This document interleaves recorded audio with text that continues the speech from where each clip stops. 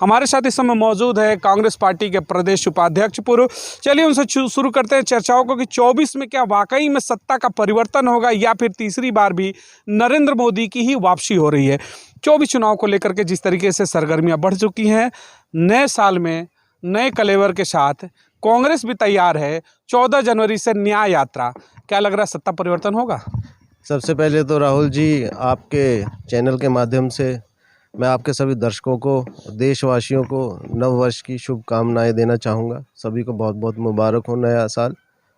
और जहाँ तक बात है कि अब नया साल है, साल का पहला दिन है 2024 का, आपने बहुत अच्छा सवाल किया कि 2024 में आम चुनाव भी सिर पे हैं और 14 जनवरी से राहुल गांधी जी के नेतृत्व में जो हमारी भारत न्याय यात्रा भी शुरू होने वाली है। और आपने पूछा कि क्या इस बार 2024 में सत्ता परिवर्तन होगा, तो आज मैं आपके चैनल के माध्यम से ये बड़ा आश्वस्त होकर कहना चाहूँगा कि आप भी नोट कर लीजिएगा, 1 जनवरी है 2024। इस बार जैसे समीकरण बन रहे हैं और इंडिया गठबंधन भी मजबूती से जिस तरह से आगे बढ़ रहा है, 2024 में निश्चित रूप से सत्ता परिवर्तन होगा और भारत की जनता, भारतीय जनता पार्टी को सत्ता से बाहर का रास्ता जरूर दिखाएगी। थोड़ा सा इंटरप्ट करना चाहूँगा, आपने कहा भारतीय जनता पार्टी को देश की जनता कहीं ना कहीं बेदखल करेगी। सवाल ये उठता है कि अभी हाल ही हम बात करते हैं, आज 1 जनवरी नए साल के कलेवर की हम बात करते हैं, पुराने सालों का थोड़ा सा दंश झेलते हैं। 2023 अभी हालिया परिणाम है 5 राज्यों के, जिसमें 3 में सुपड़ा साफ हो गया, जिसमें कांग्रेस की सत्ता भी थी, जिसमें आपके राजस्थान की हो या फिर छत्तीसगढ़ की बुरी हार हुई। तो फिर आखिर क्या लग रहा है कि जो गठबंधन है वाकई में मोदी को बेदखल करने के लिए बेहतर है? बहुत अच्छा सवाल आपने किया राहुल जी। आपने बोला कि 3 राज्यों में, 5 राज्यों में अभी हाल ही में चुनाव हुए, जिसमें कि 3 राज्यों में आपने बोला कि कांग्रेस को हार का सामना करना पड़ा। देखिए, भारत एक लोकतांत्रिक देश है, हार जीत इसमें चलती रहती है, राजनीति में कभी सत्ता में कभी विपक्ष में, ये एक अलग बात है। दूसरी बात, राहुल गांधी जी कभी भी उनके मन में सत्ता का लालच नहीं रहा, चाहे वो श्रीमती सोनिया गांधी हो। अगर उनको सत्ता का लालच होता तो राहुल जी 2004 में वो प्रधानमंत्री तभी बन जाते। वो ऐसे शख्सियत हमारे जो सरदार मनमोहन सिंह जी, जो कि वर्ल्ड के बेस्ट इकोनॉमिस्ट थे, उस समय उन्होंने इस देश को आर्थिक संकट से उभारने के लिए उनको प्रधानमंत्री बनाया। अगर मन में कोई पद की कोई लालसा होती तो श्रीमती सोनिया गांधी तो उस समय ही बन जाती। अब आइए दूसरी बात पे, राहुल गांधी जी के नेतृत्व में अभी आपने जो सवाल किया कि 3 राज्यों में जो कांग्रेस को हार का सामना करना पड़ा, मैं थोड़ा सा आपको दुरुस्त करना चाहूँगा। शायद आपको भी पता होगा कि इन जो 5 राज्यों में अभी हाल में चुनाव हुए विधानसभा के, इसमें अकेली हमारी कांग्रेस को 4 करोड़ 92 लाख वोट मिले हैं, 4 करोड़ 92 लाख। और दूसरी तरफ भारतीय जनता पार्टी को 80 लाख, 12 लाख वोट 5 राज्यों में कांग्रेस को ज़्यादा मिले। इसका देखिए आप साफ साफ क्या मतलब निकलता है। मतलब मीडिया की तरफ से मैं बता दूं कि आंकड़ों में हम खेलेंगे या फिर सीटों पर भी बात करेंगे? मैं सीटों पे ही आऊँगा। सबसे पहले देखिए क्या है कि हम जो भारतवासी हैं बड़े भावुक होते हैं, ठीक है, भावनात्मक रूप से जुड़े रहते हैं जहाँ भी जुड़ते हैं, चाहे वो राजनीतिक बात हो, धार्मिक हो, कोई भी मुद्दा हो। मैंने जो ये 12 लाख, 4 करोड़ 92 लाख और 4 करोड़ 80 लाख का आंकड़ा इसलिए आपको बताया कि कांग्रेस का मकसद कभी भी सत्ता हासिल करना नहीं है। हमारे जो माननीय राहुल गांधी जी हैं वो आज भी भारत के लोगों के दिलों में बसते हैं और आगे और भी ज़्यादा दिलों में घर करते जा रहे हैं। ये जो 4 करोड़ 92 लाख वोट आए हैं, वोट नहीं मैं मानता, मैं ये मानता हूँ कि 4 करोड़ 92 लाख लोगों के दिल में हमारे माननीय श्री राहुल गांधी जी ने जगह बना ली। 4 करोड़ 92 लाख का बार बार आंकड़ा पेश कर रहे हैं। उन आंकड़ों से आप ये कहना चाहते हैं कि कहीं ना कहीं तो जो 2024 का लोकसभा चुनाव है, दस्तक है कि पब्लिक भी कहीं ना कहीं फिर फेवर में आ रही है कांग्रेस के फिर से अच्छे दिन आने वाले हैं? देखिए, निश्चित तौर से कांग्रेस के और हमारे इंडिया गठबंधन के अच्छे दिन की बात मैं नहीं कहूँगा, अच्छे दिन भारत की जनता के आने वाले हैं, क्योंकि सत्ता परिवर्तन होगा। और जिस तरह से मैंने आपको बताया कि 4,92,00,000 तो अकेली कांग्रेस को वोट मिले हैं, और अब तो इंडिया गठबंधन मजबूती से आगे बढ़ रहा है।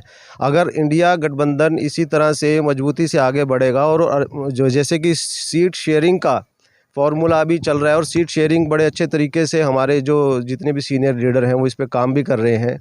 जितने भी हमारे घटक दल हैं इंडिया अलायंस के, वो सभी उन सभी राजनीतिक पार्टियों के जो भी सीनियर लीडर हैं बड़े अच्छे तरीके से इस पे काम कर रहे हैं। और मुझे उम्मीद है कि सीट शेयरिंग फार्मूला बड़े अच्छे ढंग से ये काम करेगा। अरे बड़े अच्छे ढंग से सीट शेयरिंग का फॉर्मूला होगा। भारतीय जनता पार्टी के तमाम लीडर कहते हैं कि ये सर फोड़ेंगे एक दूसरे का सीटों को लेकर के, क्योंकि हर कोई अपने अपने क्षेत्र का छत्रप है और चाहता तो सबके मन में वही पीड़ा है, सबके मन का वही ड्रीम है कि हम ही प्रधानमंत्री बने।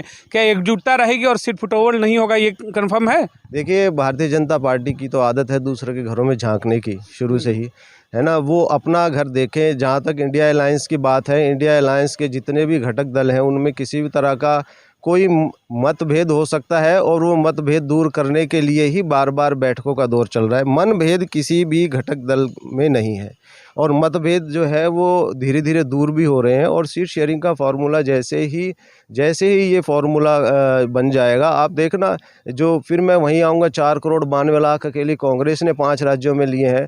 ये 2024 के आम चुनाव में ये वोट परसेंटेज बहुत आगे निकल जाएगा, और बीजेपी कहीं पे भी स्टैंड नहीं करेगी। आप देखना जरा। स्टैंड करे ना। एक सवाल उठता, आपने कहा मनभेद और मतभेद की बात। मध्य प्रदेश चुनाव में जिस तरीके से अखिलेश यादव की पीड़ा बार बार छलक रही थी, कभी वो वहाँ के जो मुख्यमंत्री के आपके चेहरे तो उनको लेकर के, कमलनाथ जी को लेकर के बयान आते थे। अभी हालिया बयान में उन्होंने कहा कि यूपी में कांग्रेस अपनी स्थिति देख ले, 2 सीटें उस हिसाब से ही हमसे बात करेगी। तो ऐसे अगर तेवर दिखाए जाएंगे तो फिर मोदी का जो विजय रथ है, हालांकि यूपी तो डबल इंजन की कहते हैं कि सरकार है, ऊपर से नीचे तक सब बीजेपी में है, 80 लोकसभा सीटें हैं, कहते हैं वो बेड़ा पार कर गए तो सिंहासन तक पहुँचोगे।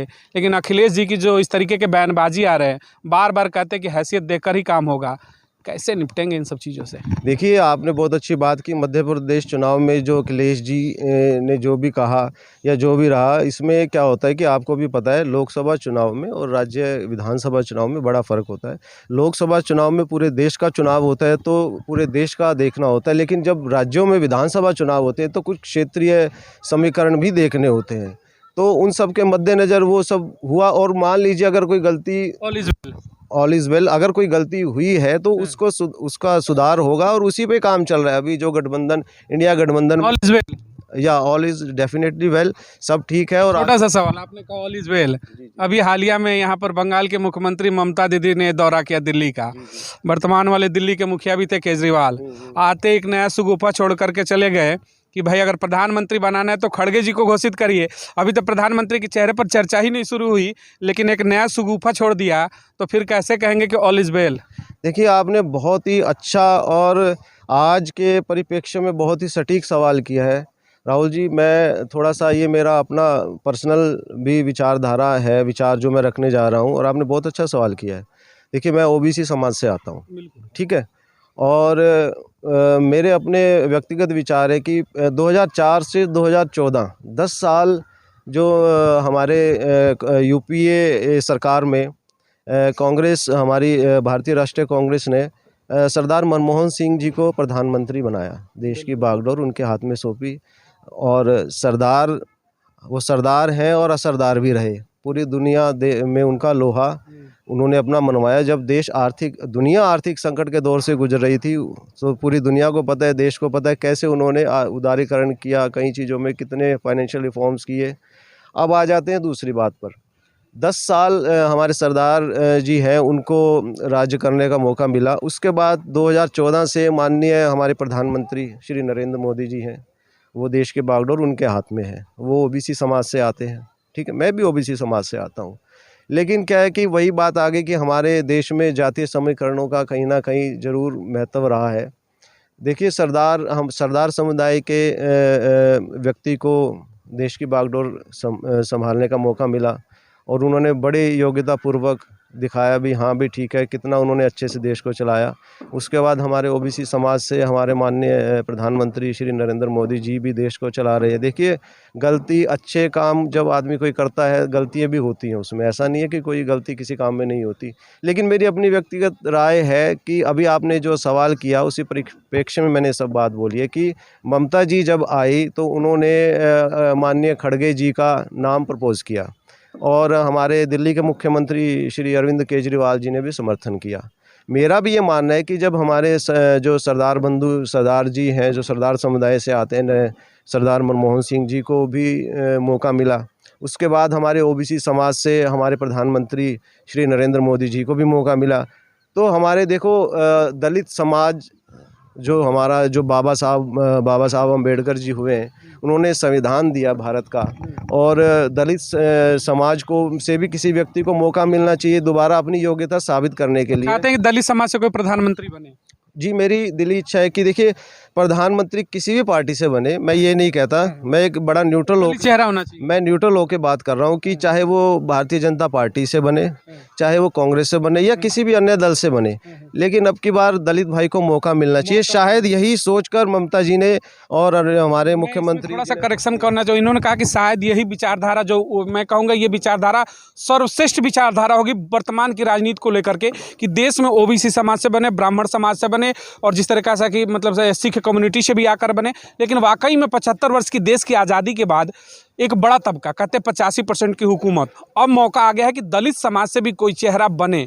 वो बीजेपी बनाए, कांग्रेस बनाए, नथिंग मैटर, लेकिन बीजेपी और कांग्रेस दोनों में से ही कोई ऐसा चेहरा आना चाहिए दलित समाज को, देश की बागडोर को संभाले। लेकिन सवाल देखिए उठता है कि आपने कहा कि ममता दीदी के विचार अच्छे होंगे, बेशक विचार हो सकते हैं, मैं उस पर सवाल नहीं उठा रहा हूँ, लेकिन एक क्वेश्चन उठता है सबसे बड़ा, इतनी ही अगर दलित हितैषी हैं तो यहाँ आकर के सुबूखा छोड़ने से बढ़िया है कि बंगाल में ब्राह्मण चेहरा आप हटा के किसी दलित को बना दे। अरविंद केजरीवाल जी जिस दलित चेहरे की बात कर रहे हैं, तो खुद मुख्यमंत्री का पद छोड़कर किसी दलित को मुख्यमंत्री बना दे। यहाँ तक कि दलित समाज के एक मंत्री को यहाँ पद से बर्खास्त कर दिया गया क्योंकि उसने अपने चंद विचार रख दिए थे।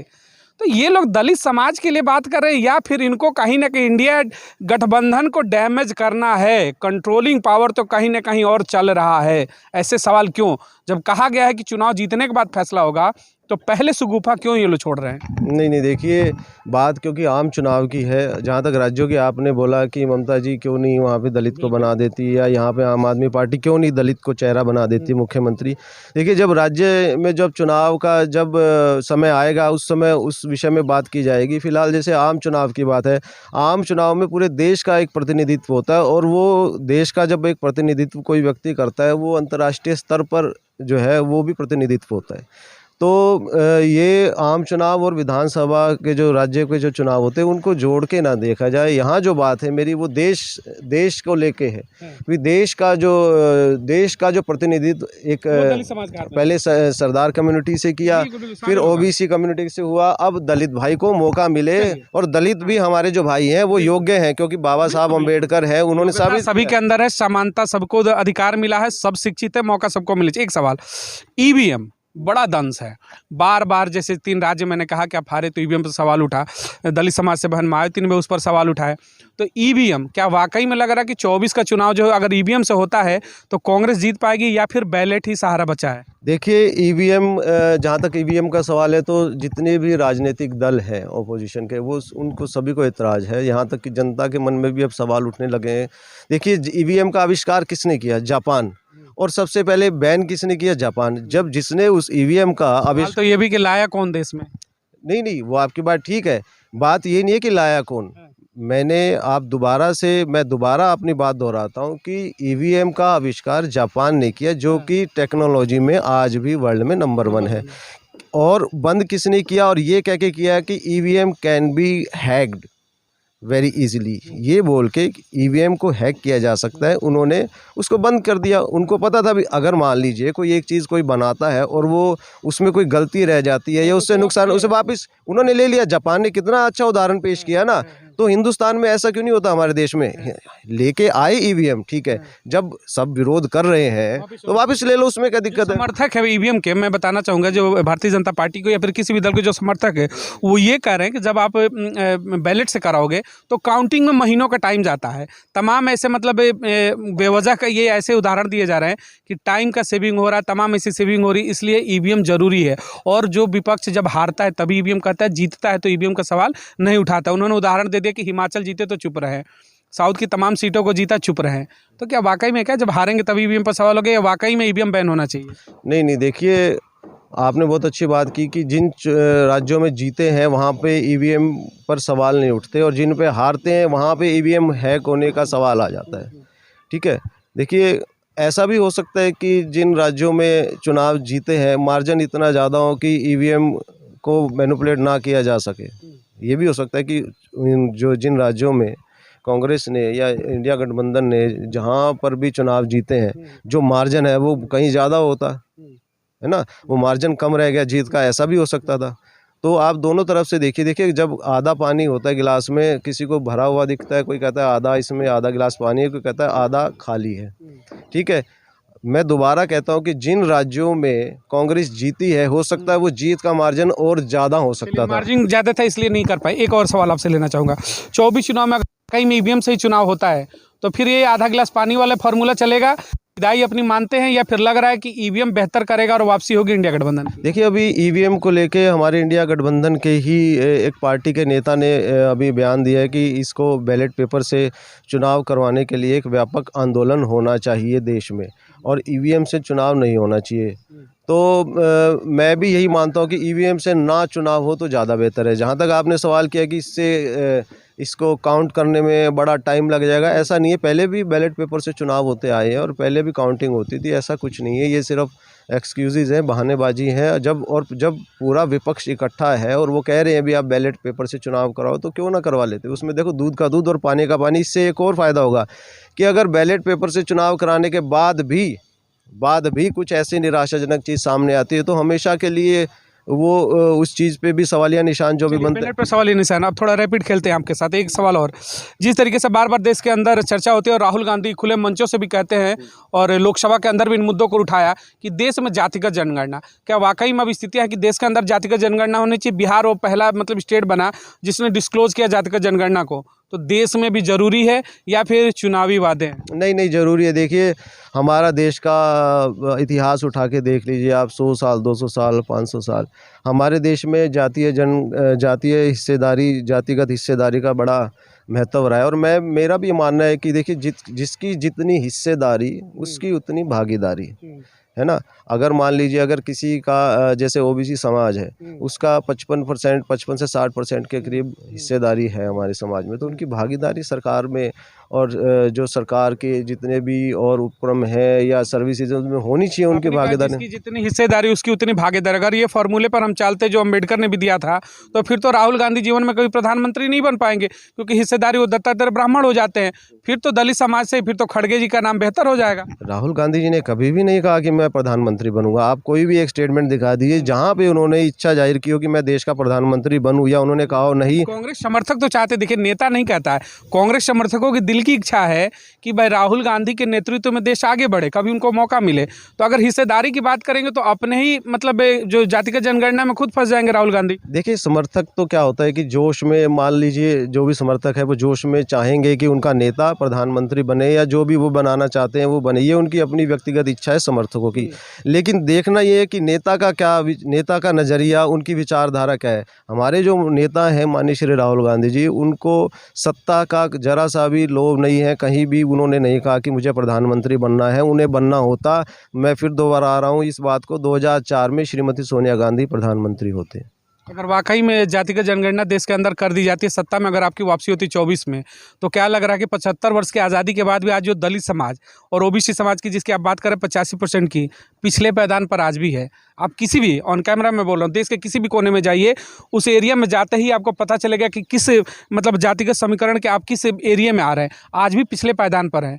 क्या वाकई में अगर जनगणना होगी तो कम से कम मुख्य धारा में अब तो शामिल हो जाएंगे? देखिए बात ये नहीं है कि जातिगत जनगणना से मुख्य धारा में शामिल होंगे नहीं होंगे।